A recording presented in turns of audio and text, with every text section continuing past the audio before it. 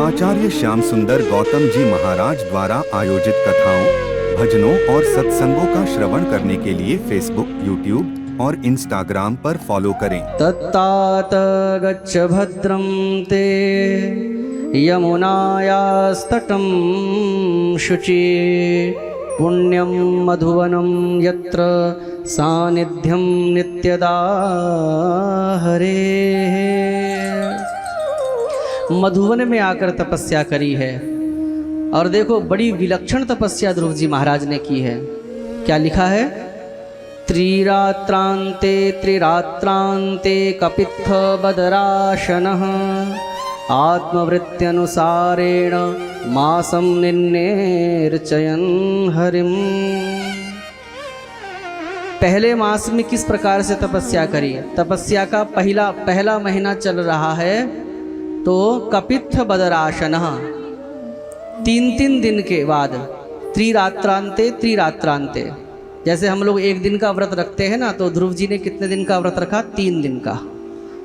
आज फलाहार कर लेते हैं और फलाहार में क्या लेते हैं? कपित्थ बदराशनः।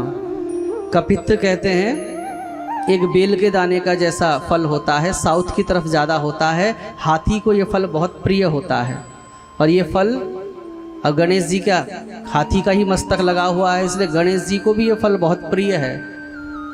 श्लोक आता है ना गणेश जी का, गजाननम भूत गणादिसेवितम कपित्थ जम्बू फल चारु भक्षणम। गणेश जी को आप लोग केवल लड्डू चढ़ा के उनको शुगर बना दिए, इसलिए गणेश जी को कभी कभी केवल लड्डू ही प्रिय नहीं, अन्य चीज भी प्रिय है। क्या? कपित्थ बदराश, कपित्थ जम्बू फल चारु भक्षणम। तो जो कपित्थ का फल होता है वो कभी कभी गणेश जी को चढ़ाना चाहिए, अथवा जम्बू फल कहते हैं जामुन को, इसलिए बरसात आने वाली है ना, तो जामुन के फल, किसी के काम में कोई विघ्न आ रहा हो, बार बार कोई काम करते हैं, बार बार उसमें अमंगल हो जाता हो, कोई मनोरथ सिद्ध ना हो रहा हो, तो गणेश जी महाराज को जम्बू फल जामुन का भोग लगाना चाहिए। अपना भगवान को भोग लगाइए, उसके बाद भोग लगाने के बाद पूरा परिवार बैठिए, बढ़िया सा नमक, काला नमक उसमें छिड़किए और पूरा परिवार पाइए। बोलो राधे राधे। अच्छा, हर चीज़ के पीछे बड़ी सुंदर घटनाएं हैं कथा के पीछे। देखो गणेश जी महाराज को एक तो लड्डू बड़ा प्रिय है। क्या प्रिय है? लड्डू। और लड्डू खा खा के उनका पेट कैसा हो गया है? लंबोदरम परम सुंदरम एकदंतम। लंबोदरम, बहुत मोटा पेट हो गया है गणेश जी का। जो मीठा ज़्यादा खाता है ना तो पेट आ ही जाता है। लंबोदरम।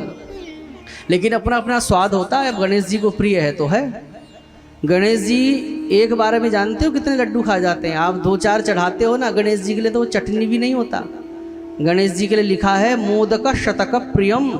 गणेश जी को जब एक साथ 100 लड्डू रख दो ना तो बहुत प्रसन्न होते हैं।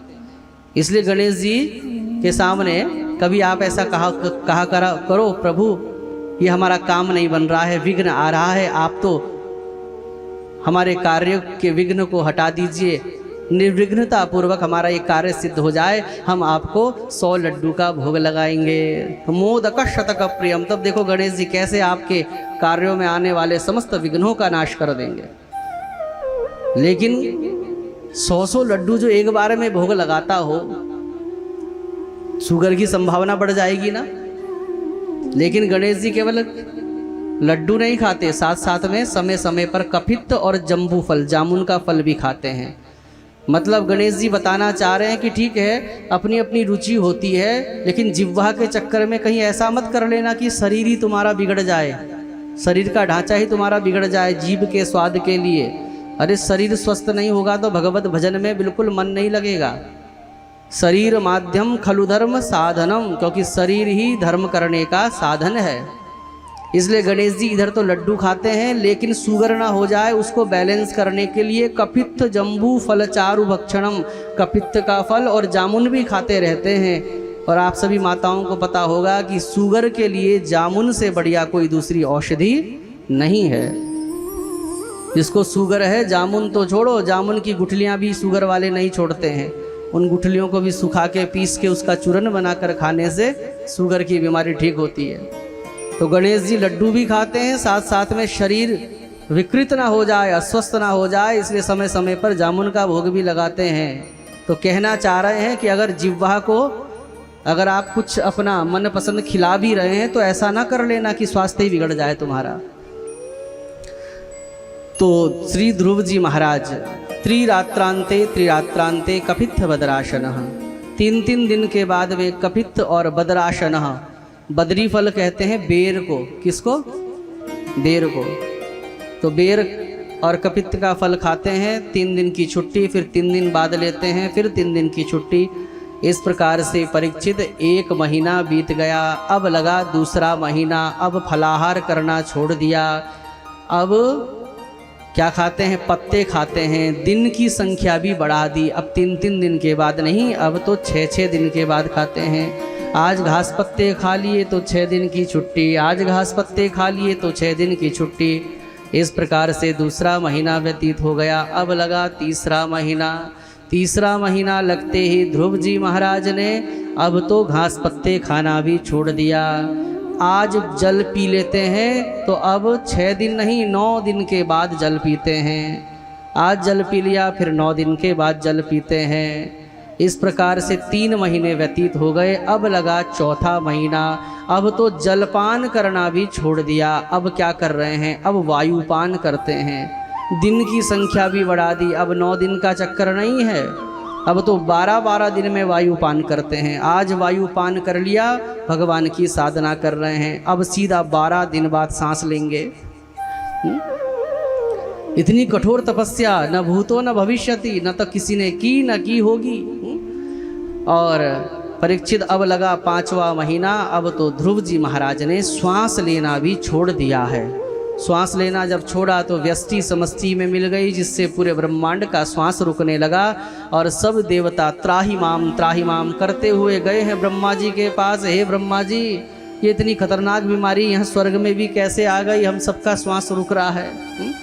यहाँ भी कोरोना पहुँच गया क्या? सबका सांस रुक रहा है। इंद्रादि देवता बड़े भयभीत हुए। ब्रह्मा जी ने कहा यहाँ मेरा श्वास रुक रहा है, मैं तुमको क्या दवाई बताऊं? चलो नारायण के पास। अब ब्रह्मा जी सभी देवी देवताओं को लेकर नारायण के पास गए और नारायण ने उसका कारण बताया कि ध्रुव जी महाराज ने श्वास लेना भी छोड़ दिया है।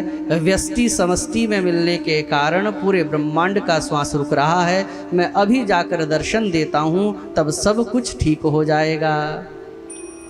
और तब लक्ष्मी नारायण भगवान गरुड़ासीन होकर गए हैं मधुवन में। ध्रुव जी महाराज तपस्या कर रहे हैं। क्या लिखा है? कैसे तपस्या कर रहे हैं? दोनों हाथों को ऊपर उठाया हुआ है परीक्षित, और अपने पांव के अंगूठे पर खड़े हुए हैं। और तपस्या के प्रभाव से पूरी पृथ्वी इस प्रकार से डोल रही है जैसे कि नाव के ऊपर अगर कोई हाथी पांव रख दे तो नाव हिलने लगती है। ऐसे ही उनके तप से पूरी पृथ्वी डोलने लगी। और भगवान सन्मुख विराजमान हैं। ध्रुव जी अपने हृदय में ही भगवान की सुंदर झांकी का, सुंदर छवि का चिंतन करते हुए ओम नमो भगवते वासुदेवाय का जप कर रहे हैं। भगवान को सन्मुख खड़े खड़े आधा घंटा हो गया, ध्रुव जी ने नेत्र नहीं खोले। भगवान सोचने लगे तो नेत्र ही नहीं खोल रहा है। तब भगवान को ध्यान आया, जो आंखें बंद करके अपने हृदय में ही मेरी छवि देख रहा हो, अपने हृदय में ही मेरी छवि का दर्शन करके जो आनंदित हो रहा हो, फिर वो बहिर्मुखी होना क्यों चाहेगा? इसलिए ये आंखें नहीं खोलता। लेकिन मैं दर्शन देने के लिए आया हूँ, मेरा दर्शन भी तो सफल होना चाहिए। इसलिए भगवान ने ध्रुव जी के अंतःकरण में, जो ध्रुव जी ने अपने तप के बल से भगवान की सुंदर छवि स्थापित कर दी थी, सुंदर छवि अपने हृदय में प्रतिष्ठित की हुई थी, भगवान ने उस छवि को अंतर ध्यान कर दिया। और जब अंतर ध्यान किया, अब तो ध्रुव जी छटपटाने लगे। ऐसी क्या अपराध मुझसे हो गया? क्या मेरे मंत्र में त्रुटि हो गई? क्या मेरे मंत्र के उच्चारण में त्रुटि हो गई? क्या मेरे भाव में त्रुटि हो गई, जो भगवान मेरे हृदय का त्याग करके ओझल हो गए? और परीक्षित इस छटपटाहट के साथ, इस तड़प के साथ ध्रुव जी ने जैसे ही नेत्र खोले तो सामने साक्षात लक्ष्मी नारायण भगवान विराजमान थे। बोले लक्ष्मी नारायण भगवान की जय। ध्रुव जी महाराज भगवान का दर्शन पाकर बड़े आनंदित हुए।